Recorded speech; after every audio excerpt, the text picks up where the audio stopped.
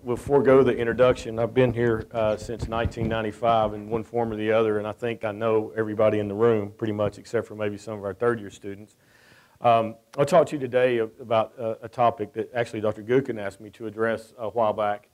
And, you know, the title of the talk is Over-prescribing the Appalachians. And one of the things I want you to come away from this with are some things that you can use in your own practices. The state of Tennessee put into force in April of 2014 the prescribing guidelines for prescribing controlled substances for the treatment of chronic pain. It's pretty interesting. That document, the body of that document is only about 4 pages long, which is outstanding. It's useful clinically. But if you all look at it, and particularly the students look at it, I can tell you I was part of the committee that wrote that thing. And what we looked at and what we finally came up with is what you guys would do as third-year students. So when you look at people out misprescribing and the documentation that you're seeing, it's less than what you guys know right now. So we're not talking about nitpicking stuff. We're talking about the very basics of establishing a diagnosis, alternative pain treatment regimens before you get to controlled substances, and the ever-important screening for risk of potential abuse.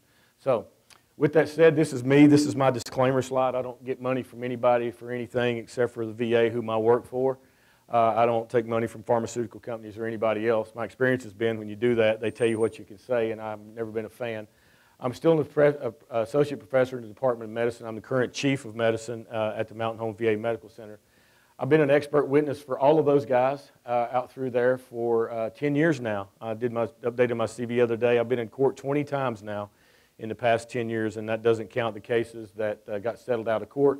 The one on there that I'm holding on to is I worked for the IRS on a case, and I did that one for free.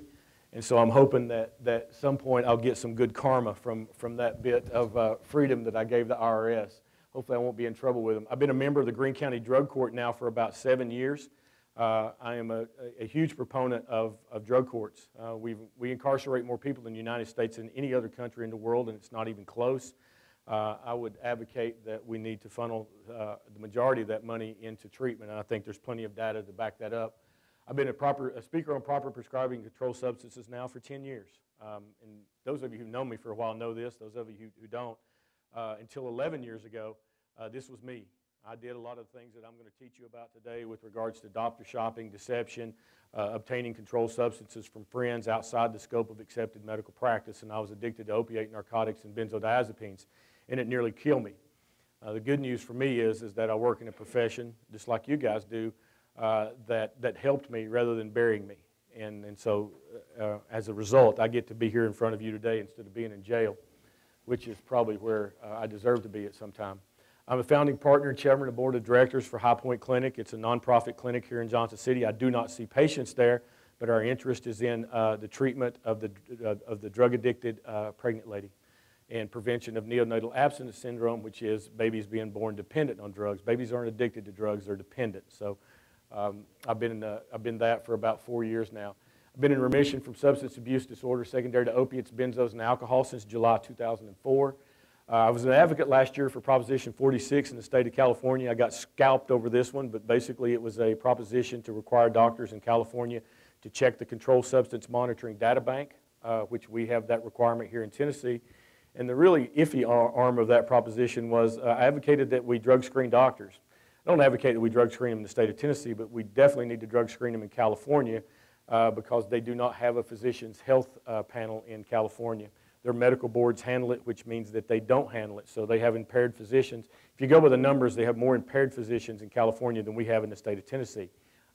They have more impaired physicians than we have physicians. So that ought to give you a number, and they have no mechanism of which to help these folks. Everybody looks at screening as a gotcha. I never look at screening as a gotcha. I look at screening as an opportunity to help you. I was a 2014 Advocate for Action in the Office of National Drug Control Policy, which is an office of the President. I can't believe I got to do that. And I've been a Tennessee Vol fan and alumni. My son is Heath. I named him after Heath Shuler, the old quarterback in the 90s, and my daughter Haley, and I've been married 25 years to my wife Karen. So hopefully at the end of today's little talk, you'll understand the neurobiologic basis of addictive disease. And one of the things that was hard for me to overcome when I went into treatment was the fact that I wasn't a moral piece of crap. I was, the shame and the stigma associated with addictive disease is a lot to overcome. And particularly for me, I had a lot of people that I could call. I mean, just in this room, I know Mary Miller in the back of the room. I knew her then. There were other members in the Department of Psychiatry at the time. I had Alan, I had Heedle, I had people that I've known for a long time that I could have went to. But the stigma associated with addictive disease is very difficult, and it's something that I tried to hide no matter what. So I want you to understand the fact that this is a disease. About 60% of it is genetic. About 40% of it is environmental or otherwise. I want you to understand how opiates, methamphetamines, and cocaine will make you forget you got kids, because it for sure happens. It happened to me. Those of you that had kids, you will take a bullet for them, right, like any parent would. But whenever these drugs have control of your life, your kids are secondary no matter what you think, and I discovered that the hard way.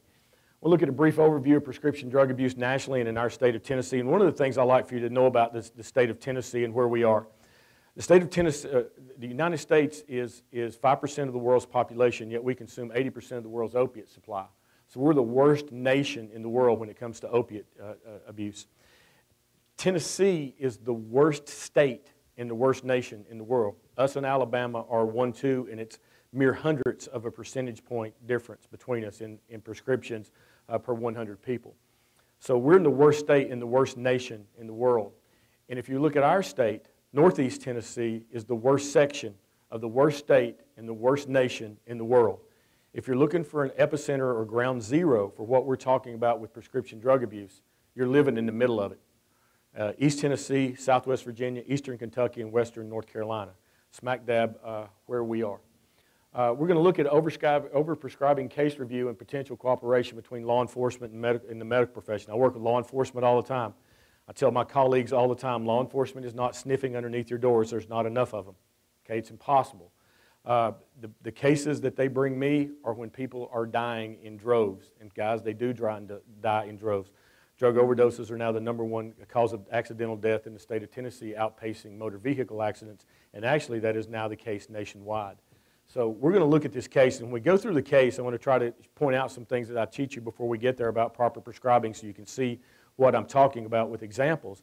But I want you to remember the doctor who prescribed the medicines that we're going to see today is practicing this morning. His practice is open today. I did this case about 7 years ago. He is still open today. If I drive by, if I go down through Knoxville and I look over off one side of the interstate, I can see his office, and he's still open. And that is very, very disheartening. All right, guys, this is the way I live my life. I start off every talk with this. This is the Stockdale Paradox. Admiral Jim Stockdale, who was a Medal of Honor winner. This is from Jim Collins' awesome book, Good to Great. But Admiral Stockdale says that we're going to confront the most brutal facts of our current reality, whatever they might be. And that's how I try to live my life. Very difficult to do because there's a lot of things I don't like about me, and I have to confront them and own them. But at the same time, those of you that know me know this is true as well. I'm the eternal optimist. I retain faith that we'll prevail in the end regardless of the difficulties. And I hope that that's what we can do with regards to PDA, prescription drug abuse. If you look at substance abuse, and when I was talking to you about the stigma associated with it, you get this. This is Kurt Vonnegut, the writer, and he said the solution to the drug problem is suggested by the wife of our president, just say no. Obviously, that's the Nancy Reagan, just say no, of the 1980s.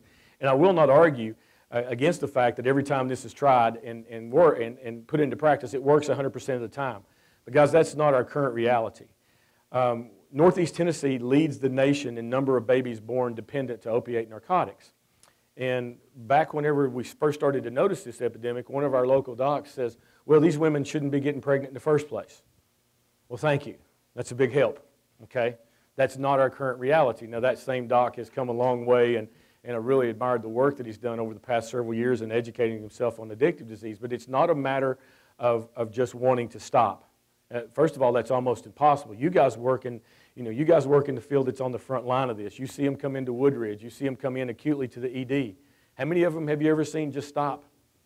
Zero. If you've seen one, I want to know because I don't believe it. I won't believe it. I know that I got up every morning wanting to quit and couldn't. So this is a good thing prevention-wise. But once the substance abuse has started, once the opiate dependence it has taken hold, it's almost impossible to put it down and just say no without some help. If you look at this, I don't know of any other disease process that brings up feelings like addiction does. You know, the only thing I could even remotely relate it to would be HIV disease of the 80s. I haven't seen anything else closer to it. So I was out in California and was doing work on the proposition I told you about earlier, and I picked up the LA Times, and they had a big article on the front of the LA Times about prescription drug abuse, and at the bottom, the bloggers, I got online and looked at it online, the bloggers had tuned in. And this is some of the things that they said. One said, how about treatment that works instead of some ridiculous 12-step AA, NA, higher power nonsense that has a 100% failure rate? Well, that's not exactly true. It doesn't have a 100% failure rate. If you don't know anybody, you know one, you're looking at them. I still go to 12-step meetings, so it's not 100%, maybe 99.99, but it's not 100. There's a lot of people out there like me. So that's not exactly true. But on the flip side of that, what if somebody fails the 12-step process? What do we do? Okay? If I have a congestive heart, addiction is the only disease I know of where we blame the patient if treatment fails. If I have a patient that comes in to see me with heart failure, and I told you all the two worst days to work at the VA, day after Christmas, day after Thanksgiving. Why? All the heart failures tank up on salty foods and get fluid overloaded and don't want to come in on the holidays, so they come in on the next day. Okay, that's a behavioral thing. They know they're not supposed to eat it. They do anyway, and they get fluid overloaded and they come to the hospital. Now, if that was somebody with addictive disease, either drug addiction or alcoholism, and they came in, they knew they weren't supposed to do it, they gave in to their cravings, just like my heart failure patient did. If I treated my heart failure patients like we treated patients with addictive disease, I would kick my heart failure patients out of my ED. Well, it's your fault. Get the hell out of here. Because that's what we do to people with addictive disease. It's the only disease that I know of that when you fail, then it's your fault. We have to have other treatment alternatives rather than 12 steps. And I love the 12 steps. There's a lot of other things we do, particularly with women. Women, I know that 75% of all women with addictive disease have physical, sexual, or emotional abuse in their background. We have to address those things. One of the keys to treating people with addictive disease is that people will stop using drugs when the enjoyment they get out of their life outweighs the enjoyment they get out of using drugs. Pretty simple. Look at the economics of our area. Look at eastern Kentucky. Look at southwest Virginia, southern West Virginia, western North Carolina, and eastern Tennessee. You have the coal mining industry that's been ripped out of the Appalachians. What are the economic prospects for those folks, a lot of whom didn't graduate from high school? Their economic prospects are horrible. Okay, the most they could hope for is maybe getting a job in the service industry, in a fast food restaurant or a convenience market. So this is a very, very complex issue. This one says pain medicine specialists are hard to come by and they're not covered by my insurance. My physicians will not treat my pain properly and threaten me with no medication. So this is one of two people. This is somebody who does have legitimate pain, and because doctors get scared and we're a paranoid bunch, we just stop prescribing pain medication altogether. There is indications for it, and made for a reason. Or this is somebody who's drug seeking. How do we tease those out? We're never going to be 100% on these guys, but hopefully I can give you some stuff today that'll help you. The last one, kind of bothered me personally. It said 99% of addicts are personality disordered. They're mentally retarded. Well, that's not really true. I mean, think about the people you know with addictive disease. I know, look in the entertainment industry and politicians. I mean, I happen to know Patrick Kennedy. Patrick Kennedy, I would not describe Patrick as being mentally retarded. Far from it. A lot of times, folks with addictive disease are actually on the higher end of the IQ scale. Very creative folks. And so this is a very stereotypical and jaded point of view. And when I see this, the first thing that I think of is that this person has been harmed personally by addictive disease in their family. And I don't know that for sure, but I certainly see that awful lot. It leaves a wide swath of pain and devastation behind it. So the first thing we do is we've got to shake out dependence versus addiction. What is that? I always tell the judges when we educate them on addictive disease, I can get the Pope dependent in 14 days. Okay? All I got to do is give him a consistent dose of opiate narcotics for 14 days. And at the end of that 14 days, I abruptly stop the narcotic. The Pope will go through a physiologic withdrawal syndrome. It is predictable. It is predictable in its intensity based on the dose he's getting, and it's predictable in its time based on the half-life of the drug I've been giving him. Does that make the Pope a drug addict? Of course not. Of course not. That makes the Pope a human being. Okay, that is dependence. What is addiction? Addiction is the compulsive use despite increasing consequences. And the hallmark of addiction is the phenomenon of craving. I see people all the time, and I was like this, just get me through the dope sickness, okay? If you can just get me through being dope sick, I'll be fine. Boy, I didn't know anything because I'd been through dope sickness numerous times, Yet I always went back 1 month, 2 months, 3 months, sometimes 6 months later, and boom, I'm right back in the cycle. What happened? Well, what happened is the phenomenon of craving. A cue in my environment, set off my ancient limbic system in my brain, and the next thing I know, I've picked up the drug. And here's the problem with cravings. Cravings happen in as little as 33 milliseconds. Okay, that's less than the time it takes you to blink your eye. It's not even long enough to be conscious. How do you defend against something that you're not even conscious has happened to you? Very, very difficult, right? So how do I do it now? Does anybody who's been through drug addiction and in recovery do it now? You learn tools that help you delay that time, that 33 milliseconds, just a little longer. One of the keys is not having it around. If I get cued and it's in 33 milliseconds and I've got a bottle of Lortab upstairs in my cabinet, that's not a good thing. I put distance between myself and the medications. I've been doing this 11 years now. And when I see patients come into my clinic and they bring in their bottles of OxyContin or whatever it is, I don't have very many of those, but when they do, I stop. Hang on. Go get my nurse. You go ahead and get that, write it down, and then you don't have to bring that to the office with you. You can have a list of your medications, plus we have electronic medical record. A lot of the things I heard in AA early on really are true. If you keep snakes in the house, you're going to get bit. You keep going to the barbershop, you're going to get a haircut. All those things. All right, so one of the key things right off the bat is putting distance in between it because of the phenomena of craving. Now, the other part is continued use despite increasing consequences. So this is the example I use. Drunk driving. Because you get one DUI, does that make you an alcoholic? Nope. There's a lot of people that have a DUI that are not alcoholics. They had one too many glasses of wine with dinner. They didn't eat enough. There's a lot of reasons and I'm not condoning it. You're still going to have the consequences. Guys, that second DUI is a different story altogether. Okay, the second DUI, look at Michael Phelps, right? We all watch Michael Phelps. First thing he was in the paper, he had a bong. All right, does that make him a dope addict? No, not at all. Then he gets a DUI. Okay, now I'm suspicious because he's already been in the newspaper, but he gets a second DUI. Who's going to step in and save Michael Phelps' life? So hopefully somebody will because he's got an issue. That second DUI is not an accident. That second DUI is continued use despite increasing consequences. Because if you think about it, if you get a DUI, it's going to cost you 10 grand, okay? Your picture is going to be in the busted paper. Okay? It's going to be right there front and center, and you're going to have spent 48 hours in jail. The second DUI is not an accident. That's continued use despite increasing consequences. Everybody's straight on these two. Okay?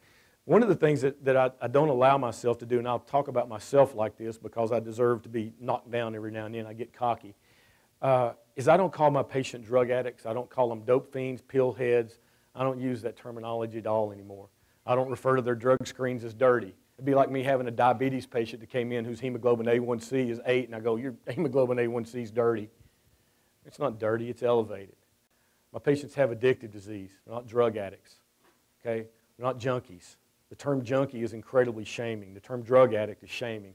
And guys, shaming folks with addictive disease doesn't work. If it did, after you've been in jail one time, everybody'd be cured. So, not into the PC part of this. I'm talking about addressing people with a legitimate disease that we can help. And if you know the biggest part of helping with that disease is overcoming the stigma, then we've got to stop contributing to the stigma of it by the way we name it. All right, so let's learn a little bit about the brain. I used to carry fresh brains around with me in the car to my talks, and then I got all freaked out that somebody's going to pull me over and I'd have 10 fresh brains in the car and have to explain it. So I don't do that anymore. We'll use pictures. And not a very good picture here, and I'm sorry about that. It's not exactly the one I wanted. We want to talk about this area right here. This is the ancient limbic system made up of most of these bad boys over here. Don't get caught up in these. This is the reward center of our brain. And then this part of our brain right here, mainly two areas, the dorsal lateral frontal lobe and the orbital frontal lobe. I think of these areas as the go and the stop in our brains. Okay, our limbic system is the go. It's the part of our brain that drives us to eat food when we're hungry, drink water when we're thirsty, have sex to propagate our species. That's what the limbic system does. It's ancient, okay? And it has got to be fed always. Got to have food, got to have water, got to have sex, okay? Got to have that thrill, got to have that enjoyment. It's just basically a king baby, feed this part of my brain, okay? The frontal lobe of your brain, and mainly the two areas I told you about, are responsible for decision making and consequences. Okay, the frontal part of your brain goes, okay, those things all sound fun. That's wonderful, but have you thought about this? Okay? Or have you thought about this as a consequence of your action? That is the interaction between the go and the stop part of our brains. And if you think about our brains for a second, they're incredibly complex. There's a whole series of TED Talks around brain stuff that's just incredible. Some unbelievably talented researchers and speakers. But one of the ones I love talks about our brain being made up of 100 billion neurons. Everybody, and it's incredible. The number is unbelievable. And if you look at each one of those neurons, have the ability to make 1,000 connections that are influenced by their environment. So if you do the math on that, that number is greater than the number of the known particles in the universe. And it consists of 3.5 pounds of congealed snot in our heads. That's incredible. And the human brain is the least developed of the mammalian brains at birth. So we're talking about an unbelievably complex organ that we understand almost nothing about. We understand a little bit about this. So we've got the go part of your brain here, the stop part of your brain here. The limbic system is there for a reason. It obviously wants you to get enjoyment out of things that are going to be good for you. Okay, it's going to allow you to survive. It's going to allow you to, to propagate your species. So it's there for a reason. Okay, so what happens is that drugs, mainly opiate narcotics, and I can show you methamphetamine, cocaine, they hijack the limbic system. It says only about 60% of it, but they hijack the limbic system. So that your desire for those things that are basic to your life are outweighed by your desire for the drugs, for whatever it is. And I'm going to use opiate narcotics just because that's the one I'm most familiar with. And it's the desire for the drugs in somebody who is dependent and addicted is about 10 times the desire or drive for food, water, and sex. So when people tell me all the time, oh, Steve, you know, these pregnant ladies you treat, they just need to quit. I'm like, okay, fair enough, I agree with you. Okay, they can quit. I said, but let me relate it to you. I want you to go 3 days with no food, no water. And then I'm going to bring you into my house, and I'm going to have my grandmother cook up her signature Thanksgiving Day lunch. And I'm going to lay it out here on the table, and I'd like for you to sit there in that chair and not eat. All right? You can't. You can't. It's basic to survival. And guys, when folks are going through cravings, they're addicted to drugs, it is a matter of survival. If you don't have it, you feel like you will die. And I've been right there. It becomes more important than anything in your life. I tell people this story all the time.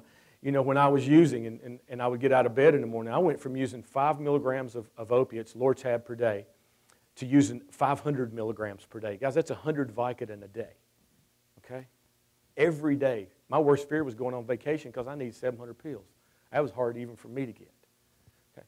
I'd get up in the morning and I would be in withdrawals. If I managed to fall asleep that night, when I woke up, the half-life of Loyd Percocet's pretty short, so I would wake up every morning sweating. Thought I had about 100 cancers during that time, and obviously I didn't have any of them. I had drug dependence and drug addiction. I get up and wait till Karen left to go to work because I didn't want her to see me. I weighed 175 pounds, a little less than I weigh now. I go into my bathroom. There's 2 pictures in my bathroom. They're still in there this morning, and they're pictures that Karen had made of my kids, Heath and Haley, when they were small. Heath was about 7. Haley was about 4. She had his pictures made in my work clothes. I wear khakis and a white shirt. And she had Haley's picture made in the wedding dress that I actually married my wife in. So, obviously little kids and clothes flowing all over them. Those are my 2 favorite pictures. I would lay those pictures out every morning and look at them and cry. And they still have stains on them from my tears hitting them back then because I knew I was going to die. I didn't see any way out of it. I didn't see any way to stop. And I would throw a handful of pills in my mouth or up my nose and off to another day. My reward system had been hijacked by opiate narcotics, and it became the most important thing in my life. And without it, I felt like that I would die. Okay? So the go and the stop part of our brain, I've explained a little bit of their functions. They are not neurologically connected until we're about 23 years old. Okay, so those of you with teenagers right now, that's why your teenagers are stupid. Okay, they're not stupid. They make stupid decisions. You don't buy a 16-year-old a Chevy Camaro SS Super Sport, right, with 430 horsepower. Why? Because they get in it, they ram the gas pedal to the floor, the endorphins and enkephalins are flowing in their brain, the opiates are being released in forms of those endorphins and enkephalins. They're attaching to opiate receptors, are leading to the downstream release of dopamine, the adrenaline's pumping, and they are driven totally by their limbic system. It is not neurologically intact with the frontal lobe of their brain until they're about 23. So if you're like me and I'm driving that same Chevy SS Camaro, I'd love to do all that stuff, but I'm 48. Okay? And so my frontal lobe is telling me, okay, Steve, you could run off the road and you could kill somebody. You could run off the road and kill yourself, and you won't see your daughter get married or your son graduate from college or your daughter graduate from college. You won't get to see any of that, so I don't drive my car 150 miles an hour. My kid, on the other hand, doesn't have that functioning frontal lobe, and you have no concept of the consequences that can happen. Okay? The good news is they grow out of it. They get to be in their early 20s. They've got experience to build on. Our brain's major job for us is it's a predictor of the future. That's what it does. And when you get in your 20s, those neurologic connections start to happen and you mature. Okay? Here's what happens with substance abuse. Those neurologic connections are arrested at the time that you start using. So how many of you have been in Woodridge and you're dealing with somebody on an intake and you're taking their history and they're making these decisions, you're going, what the heck? Are you kidding me? Okay, and then sometimes you can feel your temper just going, and you're getting ready to blow your top. And anytime I get like that, I stop myself. I'm like, oh, hang on, stop, Steve, stop. How old were you when you started using? Well, I was 12. Tell me about that. Well, I don't know about you guys, but I grew up in East Tennessee. My first substance use was stealing liquor out of my granddaddy's closet. Right? That's what we did. Kids today don't do that. Kids today smoke methamphetamine with their mom and dad, where I come from. Okay, and it's amazing. So I'm dealing with somebody that in front of me is 28 or 29 or 30 or 35 or in their 40s who emotionally and neurologically connected are in their teens. And it always helps me. The good part is as you go forward in your life, those connections, once you have the substances free, they happen very quickly. Here's something interesting about that. We know that these connections start to kick back up to normal after you've been free of substances for about 90 days. 90 days. So sending somebody to a 28-day rehab and expecting them to come out and be able to go about their life is a pipe dream. It is a pipe dream. It'll take 90 days before the connections even come about. So I see people come into 12-step meetings, they're fresh off the street, they're struggling, and then the people in the 12-step meetings beat the crap out of them. Right, you're this, or this. What are you doing? They have no clue what you're talking about. You're shaming them further. How about letting them just sit here and be a part of the group for a while? Because at 90 days, they can start to have some insight. And if you look at basis of 12-step meetings, it's always what? 90 and 90. Those guys in the 1930s and 40s, they knew a lot. They just didn't know why they knew it. 90 days, now you're starting to pick up some things. You're starting to learn different ways to live your life. And guys, the key to substance abuse and treatment for substance abuse is behavioral therapy, cognitive behavioral therapy, changing the behaviors that led to you where you are in the first place. I am not blaming this on my mom. It's not my dad's fault. I made the decisions I made. But I can tell you it was greatly freeing for me as I started to learn this and figure out how I got where I am. Because now, much like the diabetic, I've got a choice. And I don't agree with the first step. The first step says that I'm powerless over drugs and alcohol. I am not powerless over drugs and alcohol. I have power. I have power to make decisions every day. And based on my past, I know where those decisions lead me now. So I'm a little in conflict with the first step, although I still try my best to practice it. So does everybody understand what I'm talking to you about the frontal lobe and the limbic system? Because it's incredibly important. And the neurotransmitter I want to talk to you about is dopamine. Okay? So dopamine is our feel-good hormone. It is the one that gives us that sense of satisfaction that everything's okay in the world. If you look at how that system normally works, we produce our own internal opiates. We produce our own internal Lortab, Opana, OxyContin, morphine. They're called endorphins and enkephalins. And they are released whenever we do things that bring us pleasure. They attach to the opiate receptors in our brain. The opiate receptor leads to the downstream release of dopamine. And that's how it works. Okay? And that happens right there, mainly in our reward center in this area here, the ventral tegmental area, and with projections into the nucleus accumbens. All right. All right. So yes, kind of got into this. What the heck does that have to do with drug addiction? Well, if we look at our neuron here, here's the postsynaptic neuron. We get dopamine stored here until something happens that causes it to release into the reward center. Dopamine has its effect, and then it is reuptake back into the nerve terminal, waiting on the next stimulus. And that stimulus can be a lot of things. It can be spending an evening with your wife, looking at the sunset at the beach. It could be watching your kids play. It could be reading a good book. For me, a large Greg's Pizza will do that every single time. Okay, that is how our reward system works, and that is how dopamine are in place. And there's other neurotransmitters here that are in play, but for simplicity's sake, we'll leave it with dopamine. So if we look at opiates, what do opiates do? Here's the dopamine stored in the nerve terminal. Here's the synaptic cleft. Opiates attach to the mu receptor, mainly mu1 and mu2. There's 3 big categories of mu receptors, mu1, mu2, kappa and delta, actually 4. Mu1 and mu2 are the 2 that we're interested in. Mu1 is responsible for pain control. Mu2 are responsible for euphoria and respiratory depression. So opiates attach here. GABA, actually, GABA-aminobutyric acid, which is where benzos and alcohol work, is actually the off switch that keeps dopamine intact, keeps dopamine in the nerve terminal. Opiates work to turn off the off switch. That's how they work. All right. So if you look at the off switch getting turned off, then you get release of dopamine into the synaptic cleft to have its effects. How do you let this happen? All right, this migrant worker, this is skin popping. MRSA abscesses from skin popping. That one is IV drug abuse. How do you let that happen? This guy's working every day. So I told you that opiates and narcotics in general hijack the reward system. Well, part of your reward system is also the part of you that is drive for basic care, your own survival. The reason you get up in the morning and you brush your teeth, you wash your hair, you clean yourself up every single day. So as that system is hijacked, you actually lose self-awareness. I went probably 2 years without looking at myself in the mirror, eyeball to eyeball, and I look and make sure my hair was on top of my head, that kind of thing. But you lose self-awareness, and you're basically in denial about everything else. My weight went from, right now I weigh 215 pounds. My weight went from back then, or I was around 220, 225. I was overweight, way overweight. I went to 175 and didn't really realize it.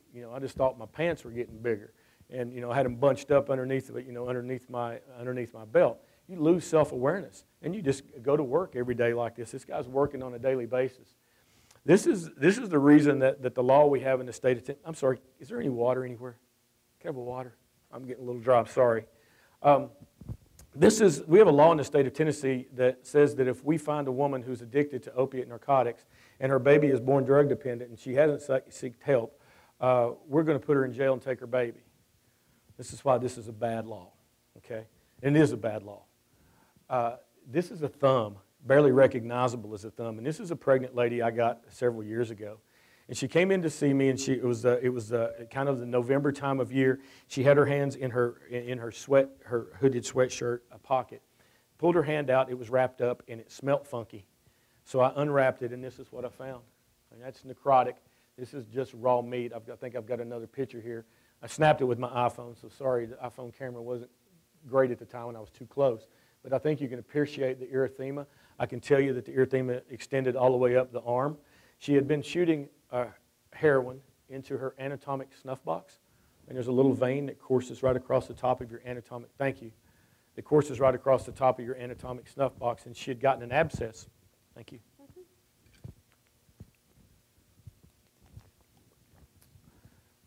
So rather than go to the doctor, she didn't want to go to the doctor because people would figure out that she was addicted to drugs and they would take her baby. She went to see this guy in eastern Kentucky who's not a doctor, who basically took a knife out of his drawer or out of his workshop, ran some hot water open, lanced the abscess, drained it, and packed it. Now keep in mind, he didn't have any medical training, didn't have anything sterile.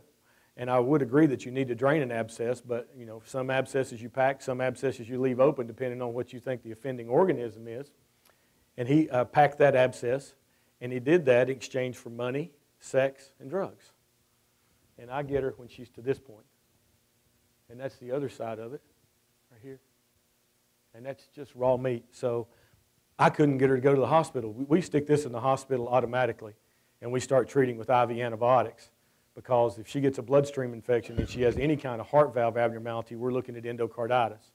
So I took this picture to the lead attorney for Mountain States Health Alliance and showed him why this picture matters to him.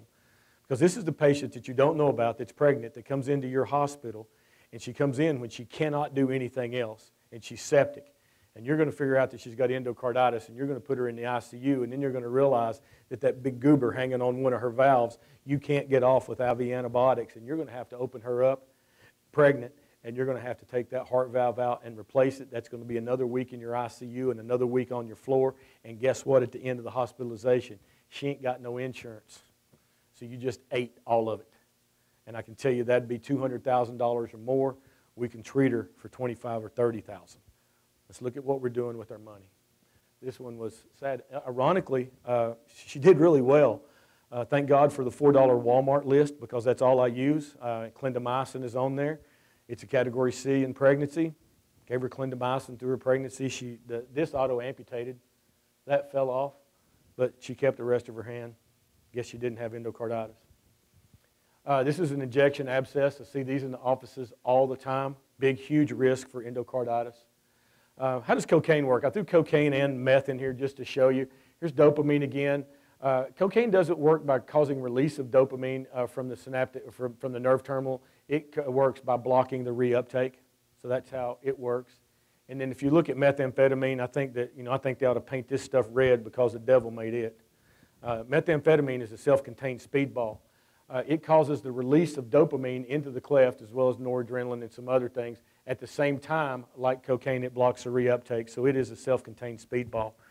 The problem that you run into with methamphetamine is, I think of it as just draining those nerve terminals, draining them of dopamine, finally to the point that, you've heard of meth tweaking. What is meth tweaking? Well, meth tweaking is taking the methamphetamine, either injecting it or snorting it or smoking it, and then your level gets down, your dopamine gets depleted, but the drug level is still high. But the feeling of the effects of it is gone, and you go ahead and use again on top of it. That is tweaking. So if you look at dopamine, you actually deplete the nerve terminals, the dopamine-producing nerve terminals in your brain over time. So what happens when you stop the methamphetamine? How do you feel? If I told you that dopamine is the feel-good hormone and you ain't got it, how do you feel? Right? Bad.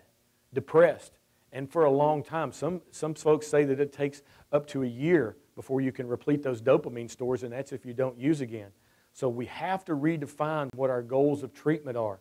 Sending somebody with a methamphetamine addiction to the 28-day rehab and expect them to come out and be fine is a pipe dream. I don't think that it will ever happen.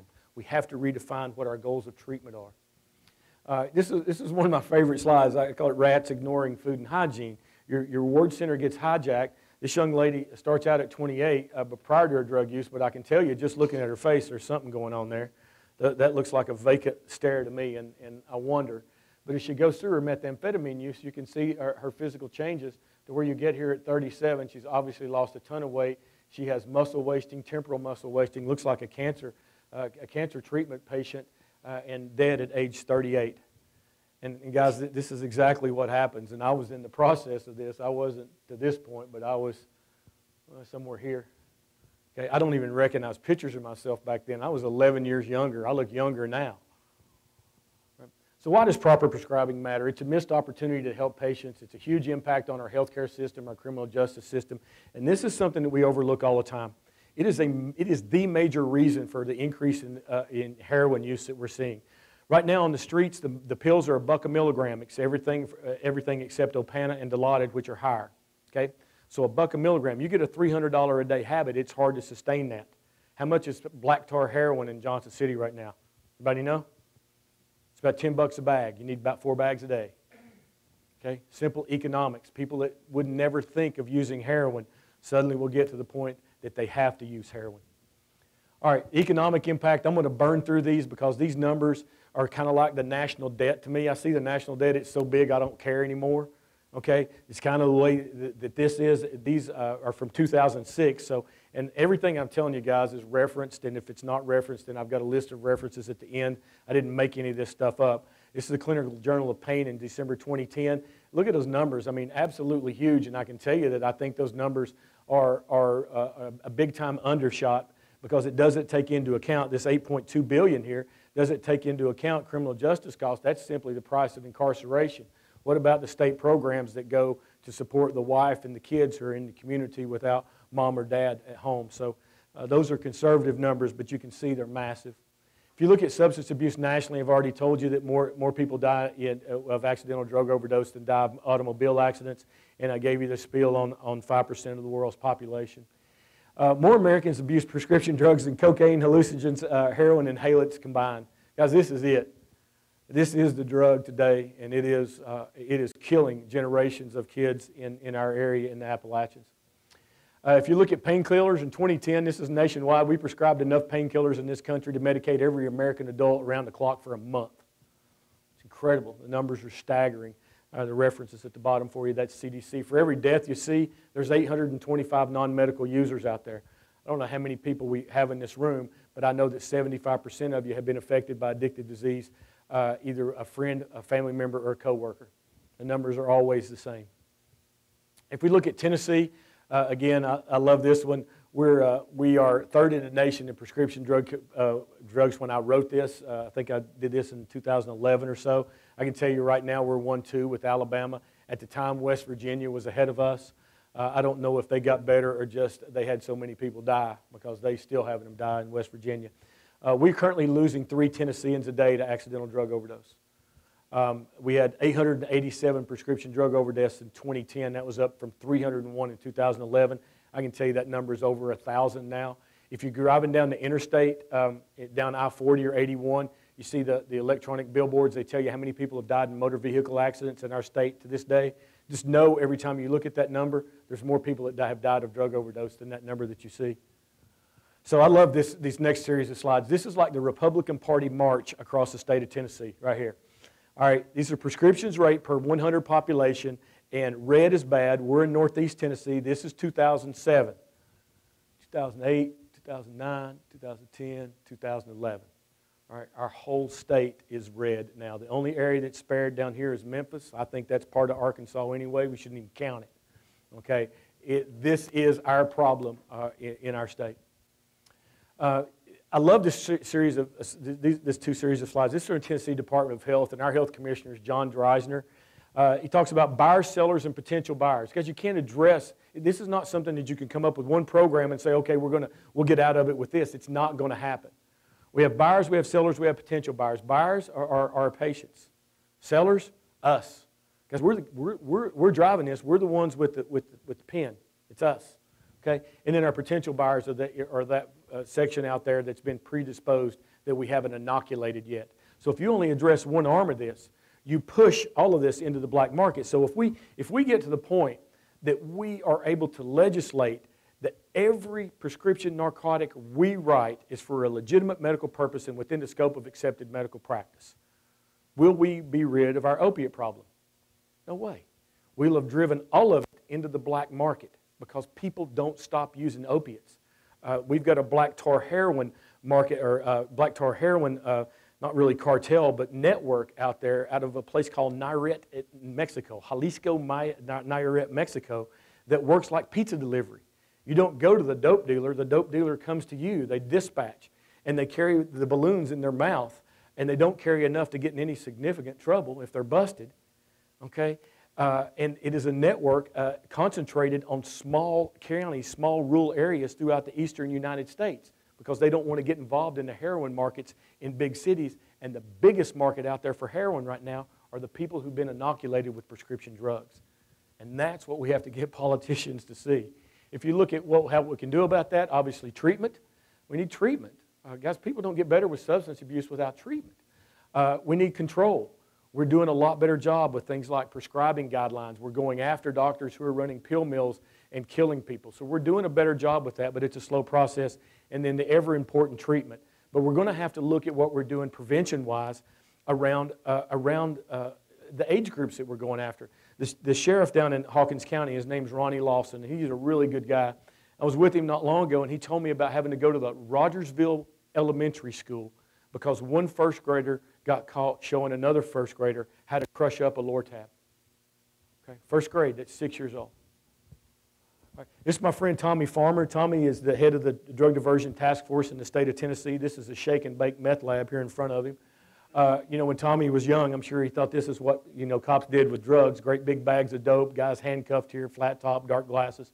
I like it. I love these medieval tools they have here, some kind of torture devices and some big guns. This is headline material, great big bags of pot, although now in Colorado and Washington, it's a trip to the grocery store. This doesn't exactly look like Tony Montana from Scarface, right? Your country doc. But we're the ones driving this, and we've been driving it for some time with failed policies and failed, and what I would argue is a concerted effort by Big Pharma when it comes to prescribing narcotics. And I've just learned this. I think y'all will be interested. Have you ever heard the data on if you treat a population of people with opiate narcotics for chronic pain, What percentage of them go on to develop addiction? Have you ever heard those numbers? Does anybody know what it is? What always gets cited by Purdue Pharma and all the companies? Less than 1% is the number that they'll cite. Does anybody know where that came from? It came from a letter to the editor in the New England Journal in 1980 by a doctor at Massachusetts General named Herschel Jick, J-I-C-K. It's a one-paragraph letter. What Dr. Jick did was he looked at his inpatients at Mass General, saw how many of them were on narcotics, and at the time of discharge, how many of them were addicted to it. And it was less than 1%. And that is cited as the study. It was not anything near a study, and it was cited for years as being the basis for less than 1% of the people having the potential for addiction from the use of opiate narcotics. And to me, that's appalling, and I want to go after them. Sorry. This doesn't look like a dope deal, but I can tell you in Whitesburg, Kentucky, this is for sure a dope deal. I don't know how many of the senior citizens there, sell the medications that they get from their doc. Down in Florida, this was taken several years back when I was going on a trip with my family. I pulled over at one of the gas stations in the middle of the interstate, started flipping through the yellow pages. These things were on every page. If you go down in Florida, southern Georgia, and even in Tennessee, you'll see down 40, down around the Hollywood exit now, you'll start to see these big pain clinic signs almost everywhere. The way that I knew it got really out of control, I saw a pain clinic sign in Knoxville that was written in handwriting and a pencil on a piece of poster board. I knew we'd gotten there then when I saw that one. All right, they're popular Starbucks. They're everywhere under things like injury clinics. We have a bunch of them here in Johnson City. They look things like this: affordable care, doctor's care. Those are names. If you look at our pain clinics, this is from 2013. Here are our major interstate routes. This is 40 all the way across the state, 65 from Nashville to Birmingham, 24 in between Nashville and Chattanooga, 75 between Knoxville and Chattanooga, and then 81 from Tennessee, or from Upper East Tennessee down to Knoxville. Pain clinics are not hard to find. They're either a mile to the left or right off the major interstate arteries all the way across our state, and they're not hard to find here in Johnson City. Here's the thing, though. 70% of first-time users of opiate narcotics get them free from a friend or family member. They get them out of your drug cabinets. That's why drug take-back programs are effective, and this group is also the high risk to accidentally overdose at first use. So I talked to the dentist about this one. Dentists are the world's worst. You go to the dentist, they do a little procedure, they give you 30, 45 oxycodone. How many do you need? 1 or 2. What happens the rest of them? They go in your drug cabinet and they're waiting on your kid or grandkid to get in there and take them to a party. If we look at our players, parents, I used the word addicts there, sorry. Doctors, no training on pain control, prescribing narcotics, or addictive disease. You guys in the room, the residents, you came all the way through medical school and you're to your point in residency right now, and how much training you've got on the recognition of addictive disease and how much training you've got on the proper prescribing and controlled substances for chronic pain. If you're like me, it's a big fat goose egg. All right. Law enforcement's very frustrated dealing with pill mills, deaths, and conflicts with the medical profession. The pharmacists are beside themselves. Pharmacists are like guys working behind the counter at the liquor store. They know who the alcoholics are. And they get very frustrated because we don't talk to each other.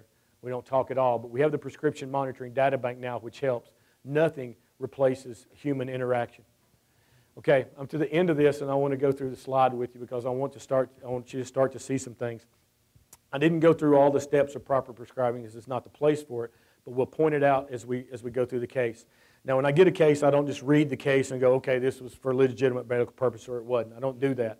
There are a bunch of things that I look for. And any one of them of their own is what it is. It's a red flag. But when you get to the end and you've got 25 red flags, then there is an issue. So in order to write a prescription for a controlled substance in our state and in our country, that is regulated by the Federal Drug Enforcement Agency. And there is a whole book called the DEA Code of Federal Regulations that will tell you what you must do. So tell me this, can you write a prescription, just sign it, and leave it blank in your office for a patient to come and pick up and your nurse to fill in the name and the date when they pick it up? Can you do that? Anybody? Eugene, can you do that? No, you can't unless you want to go to jail, okay? The prescription has to be identified, named, and dated on the date of issue. So if I don't want them, if they are coming in early and I don't want them to fill it next week, I don't put in next week's date. I write it for that date with a do not fill on there. You cannot leave behind signed prescriptions. If you do, that is a violation of the Federal Drug Enforcement Agency Code of Federal Regulations. So that's the one that I see all the time, are people leaving signed scripts, and that is a bad practice in medicine. So this case I told you I worked 6 or 7 years ago, and the reason that I picked it is because the young lady in it is in a lot of ways similar to me. And I've told you what happened with me. I've told you what I've been given, and you see where I am now in my life. I think about this young lady all the time because she was pretty much in the same boat, and I wonder where she is today. In September 2006, a 26-year-old female presented to a family medicine clinic, and she was from another city. So right off the bat, I know where that city is, and I know where she went to, and it's about 65 miles in between the two. She passed about 100 doctors just like the one that she was going to. Why would you drive past that many doctors to get to one specific doctor of the same specialty? In and of itself, not a problem? No, but it raised the first red flag. She was seen in another city for a diagnosis of chronic pyelonephritis. Does anybody in this room have a clue what that is? Because I don't. I'm an internist. I called up our ID guys, Dr. Myers. I said, Dr. Myers, you ever heard of chronic pyelonephritis? He said, well, no, not really. He said, maybe TB could cause it. So I'm suspicious now because I don't know what the diagnosis is either. Her chief complaint at her first visit was my back hurts. Her physical exam, she had right lower quadrant, left lower quadrant, and suprapubic pain. What does that mean? Doc did this. She said, ouch. Okay, highly scientific, highly specific and sensitive. No urine drug screen was ordered. Her past medical history, she did have acute pyelonephritis. I found that in the ED notes. Social history, she's married with multiple marital problems. Her husband beats her. 75% of all women with addictive disease have physical, sexual, or emotional abuse in their history, period. She's now separated, and she's a single mom with 2 children, ages 6 and 8. Heath and Haley were 9 and 6 when I went into rehab. Her husband was skipping child support payments. Employment history, she was a certified nurse assistant and a pharmacy tech. She's in the healthcare field. Previous imaging, I didn't have a clue what chronic pyelonephritis was, but I know that when you have chronic diseases, it scars your organs. And I found an ultrasound. Her ultrasound didn't show any scarring and was normal. Her current medications that she came to this doctor on that she wasn't happy with was OxyContin 40 milligrams 3 times a day, Percocet 10 milligrams 4 times a day, and Roxyset 30 milligrams 4 times a day. Now, do you all know what morphine equivalents are? Everybody good with them? Morphine equivalents, quickly, morphine equivalents standardize your opiate narcotics are of different potencies compared to morphine, and using morphine equivalents is a way to standardize them all to morphine. So oxycodone, for example, is 1.5 morphine units compared to one unit of morphine. So it's stronger by a factor of 0.5. So there's apps you can get for your phone. They're free. The one I use is Opioid Calc, C-A-L-C. It's free. You download it. You put in, it'll give you everything. They're all pop-up windows, and it will give you the MEDs no matter the medicines your patients are taking. The key number to remember is 100 MEDs. When your patient is on 100 or more MEDs, they are at increased risk of accidental overdose and death by 9 to 14-fold compared to somebody taking 40 MEDs a day. All right? That's down and dirty on that. This is 420 MEDs that she's on. She had multiple requests for increases in her pain medication. She requested medications by name, mainly OxyContin and Percocet. In April, she had increasing anxiety. People with underlying psychiatric conditions, depression, anxiety, bipolar disorder, ADHD, are at increased risk to misuse prescribed controlled substances. Does that mean that you don't prescribe them? No. Does that mean that you weigh that in your risk-benefit analysis? Yes, it does. Her neck pain was 10 out of 10. No imaging was ordered. Guys, 10 out of 10 for a woman is childbirth. Okay? You drive 65 or 70 miles in your car to a doctor and sit there for 2 hours waiting to see him in 10 out of 10 pain. 1 month later, her neck pain was worse than 10 out of 10. So this is somebody who's over-exaggerating their pain. In July, she was crying daily and saying, my life is in complete disarray. So this I buy. This I buy. Diversion, same July, her urine drug screen was negative for Dilaudid. At the time, she was prescribed Dilaudid, 8 milligrams, number 370 per month, which is 12 pills per day. The lab detection time was 2 to 4 days. That means she had to skip 24 to 48 pills in order to be negative. If you're the doc and she skipped 24 to 48 pills, then you got to ask yourself, does she need them? If she doesn't need them, then I don't need to keep prescribing them, or is she diverting them? Okay? Her prescriptions were continued at that time monthly without investigation for possible diversion. And worse, no help with the things going on in a life that's in complete disarray with a mother who has 2 children, ages 6 and 8, whose husband is back in her life beating her, writing a script, showing her the door, taking her money. Her prescription at the time monthly, and guys, I used to have this on a slide that was the actual prescription, but I got nervous about HIPAA and all that stuff. I had it blacked out, so you have to trust me. This is all on one prescription. Ambien 10, number 30, Soma, number 60, OxyContin, number 300, Roxicodone, number 400, Dilaudid, number 370. Of course, you need some Xanax in there. So those are the totem poles, number 120, because you got to go to sleep. All right, that's all on one prescription. This was my favorite one. Meprogam Fortis was also on that same prescription, and it said, with a note on it, it said, try not to use. I thought, hellfire, try not to die. All right, are you kidding me? That's 2,369 MED per day. 1,340 pills a month, 44 pills a day, and this young lady is 26 years old and she weighs $115. I called up the toxicologist here at ETSU, Dr. Ken Firstlew. I said, Ken, could she take this many pills even if she did have this kind of pain? He said, yeah, once. She could do it once. Street value, $74,740 a month. That was derived from Casper, which is Kentucky's all-scripts prescription monitoring program. Unfortunately, it continues. May and June, a year later, her pill counts came up short, red flag. July, the office couldn't reach her, and when they did, she was on her way to Florida. Well, that was in like 2008. That's all bad, okay? All those were in violation of the informed consent that she signed. And then this was the most disturbing note in the chart to me because this is written by the doctor. And the doctor said her appearance looks very strange today. She's wearing a blonde wig with her hair sticking out everywhere, and she has on dark sunglasses. She has a long men's shirt in it with tears and doesn't appear to have anything on underneath it. Alan Dyer taught me that this is more than likely mania of some sort. He said when your patient just gets up from in front of you and goes over to the corner and starts singing, okay, or has erratic behavior like this, that you have to think about. You have to think about mania. Her pill count came up short today. The red is my writing because I get really ticked off sometimes when I'm doing these cases. Really, that's a shocker. Her pill count came up short. How do you think he treated him? He wrote that, so he knows. How do you think he treated it? OxyContin, number 360, Roxicodone, number 450, Xanax, number 120. Demerol, no note this time, so she can go ahead and use that. 970 high-potency narcotics that he prescribed her in that condition. And to me, it's heartbreaking. If we look at our red flags, she was prescribed controlled substances in quantities and frequencies inappropriate for her complaint or illness. I really had no idea what her diagnosis was, and I still don't. It was hard to determine what her source of pain was. She had obvious behavioral issues. She was being abused. She had a dramatic and compelling but vague complaint with 10 out of 10 pain or worse than that. She pressured her doctor for increases in her medication, and she had a crescendo pattern of drug use with progression to multiple drugs. I always see that one.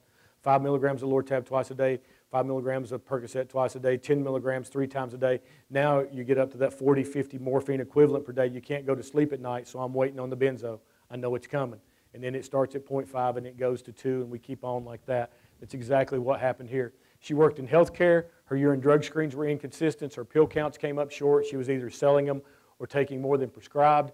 And my conclusion in this case is a controlled substance was prescribed outside the scope of accepted medical practice and not for legitimate medical purpose. All right, 1300.06A of the DEA Code of Federal Regulations is this. Does anybody have a comment, disagreement with that? Not hard to see. All right. We got a lot of opportunities to collaborate. Use your prescription monitoring database. It's required by law actually now since 2013. Prosecute crime. Some docs are uninformed. We need to educate them and help them and then monitoring after we do it. Other docs are criminals and we need to put them in jail.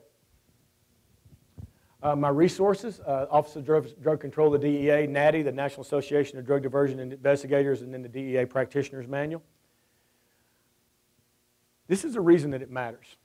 Okay, it's a missed opportunity to help patients. It's not a gotcha. And John, this is one of the things I battle with at the VA when we talk about this. We talk about contracts for pain medication and what we're going to do if you don't comply, and I never hear the word treatment. I don't hear it. So we get you, and then you're out. So where do you go? You go to the street, you go to the heroin dealer, you go to some bad places, and we have to change that mindset. That's it. That is the hard way. If you look at that lady, she was 26, she had 2 kids the same age of mine. I got high-quality treatment. I got 90 days of inpatient treatment, 5 days of intensive detox at Vanderbilt. I got an aftercare program provided for me by the Tennessee Medical Association, Tennessee Medical Foundation, the TMF. I still, to this day, 11 years later, I take random urine drug screens 4 times a year. I still go to 12-step meetings. I still have a cadre of people that help me. The president of my university and the dean of my medical school didn't fire me. They gave me a chance. Okay, and I got to do this. This is my son, Heath. He got to play baseball at Tennessee for his first 2 years. I'm a huge UT fan. This is me and him standing in front of his locker. That's the first game that he got in. I was scared to death. But the important part was I got to be there and I got to see it. I got to see it and be present and not be on drugs. This is senior night at Science Hill High School. And I was bawling. I'm going to bawl now thinking about it. All the other parents were crying walking out to the field. I had my sunglasses on. They were crying because it was their kid's last game. I was crying because I was that close to missing it all. And I didn't miss it all. It's a missed opportunity to help patients, guys. We identify them and then we help them. They have the right to tell us to go jump in the lake, and they do that a lot. But there's a lot of people out there that can do this if we put our resources in the right place. And I never do a talk without finishing up with who I think would have been a great spokesman for recovery, and that's my man E.P.